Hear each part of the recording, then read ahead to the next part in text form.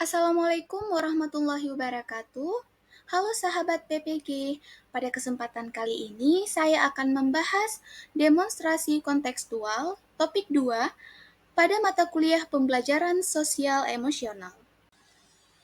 Adapun tantangan bagi guru untuk menjadi teladan, khususnya dalam hal sosial emosional, yang pertama, guru dihadapkan dengan berbagai situasi yang dapat memicu emosi, seperti murid yang nakal, tekanan pekerjaan, dan hubungan dengan keluarga.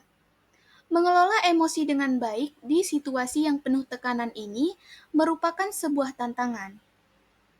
Selanjutnya, menjaga konsistensi dalam perilaku sehari-hari dan terus-menerus mengembangkan diri untuk menjadi contoh yang lebih baik bagi siswa.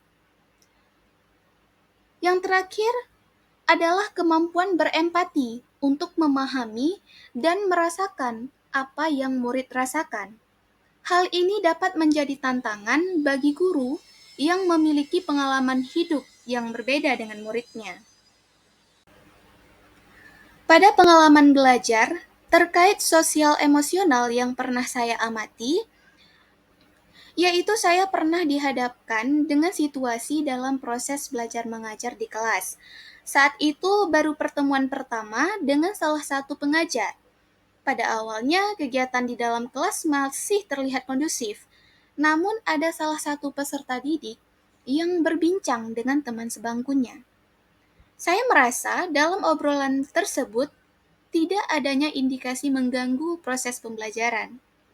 Karena obrolan tersebut hanya berlangsung beberapa detik saja dan tidak mengeluarkan bunyi yang mengganggu.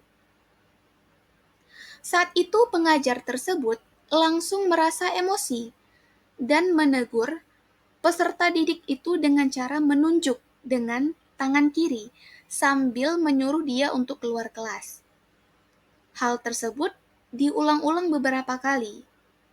Saya masih ingat dengan jelas saat pengajar tersebut marah dan terlihat begitu menakutkan, sehingga membuat kondisi kelas menjadi canggung serta tidak nyaman.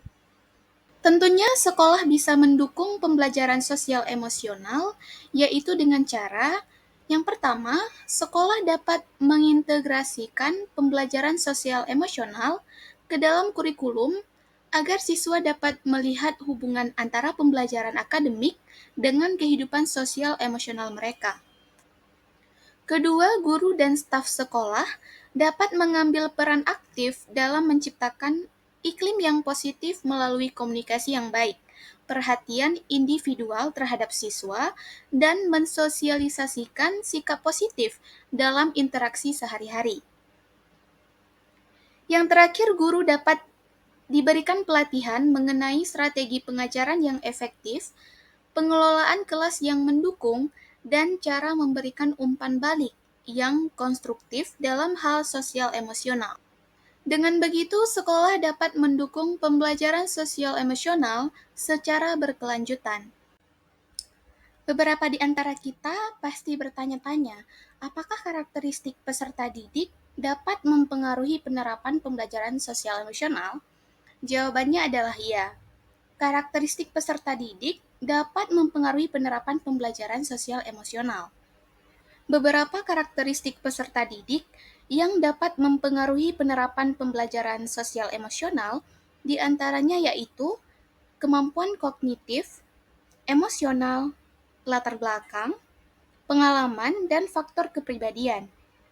Dengan karakteristik yang berbeda-beda tersebut, tentunya akan berpengaruh pada penerapan pembelajaran sosial emosional yang menjadi hal baru atau bahkan bertentangan dengan kebiasaan yang mereka lakukan. Lalu bagaimana cara menghadapi kendala tersebut? Ada beberapa hal yang dapat dilakukan oleh guru. Yang pertama, guru dapat menyesuaikan pembelajaran sosial emosional agar sesuai dengan kebutuhan individu dan kelompok belajar.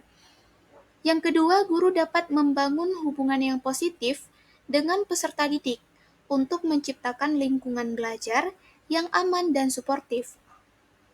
Dan yang terakhir, guru dapat berkolaborasi dengan orang tua, konselor, atau profesional lainnya untuk memberikan dukungan sosial emosional yang komprehensif kepada peserta didik. Di sini saya akan menganalisis film Laskar Pelangi dan hubungannya dengan pembelajaran sosial emosional. Film Laskar Pelangi adalah film adaptasi dari novel bestseller karya Andrea Hirata yang mengisahkan tentang perjuangan sekelompok anak untuk mendapatkan pendidikan yang layak. Film ini dirilis pada tahun 2008 dan disutradarai oleh Riri Riza.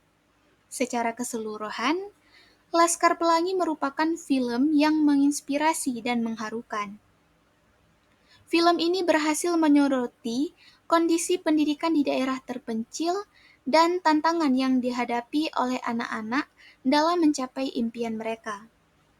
Cerita yang diangkat sangat kuat secara emosional dan berhasil menggambarkan semangat dan kegigihan para anak dalam menghadapi berbagai rintangan.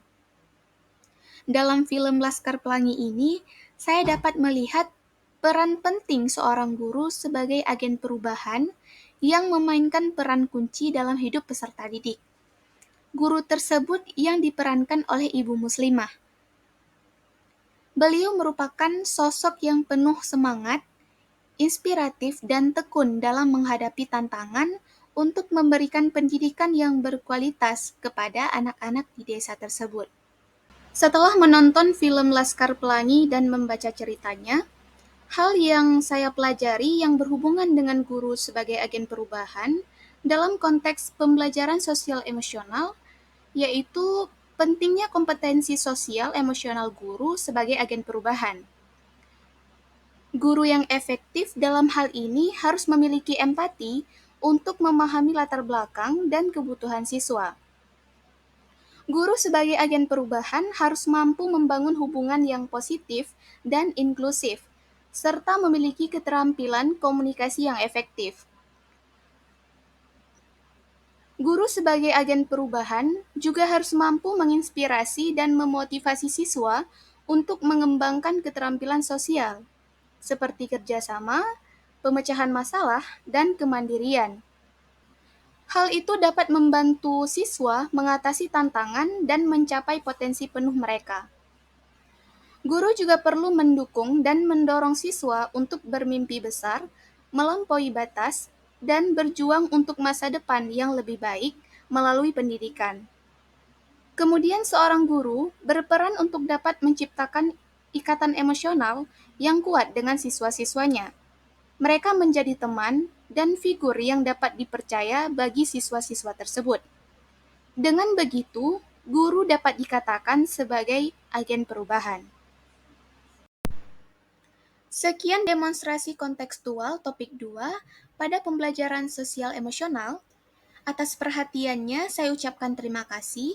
Wassalamualaikum warahmatullahi wabarakatuh.